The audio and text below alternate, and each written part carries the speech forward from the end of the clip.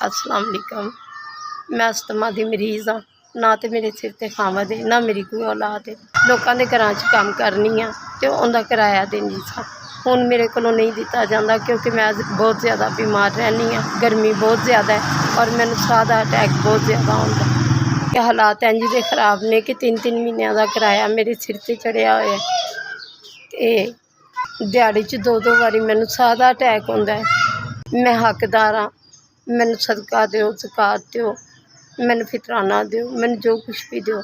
मैनूं लगदा है क्योंकि मैं इस टाइम मालिक मकान की वजह तो बहुत ज़्यादा परेशान हाँ और अपनी बीमारी तो भी बहुत ज़्यादा मैं तंग आ गई हूँ। मेरी मदद करो, मेरा आसरा कोई नहीं।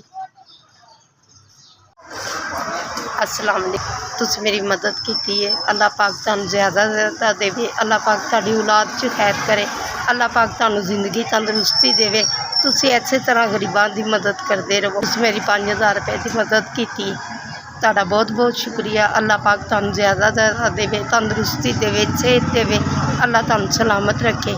अल्लाह तुहाडे बच्चों नूं, पूरे खानदान नूं सलामत रखे।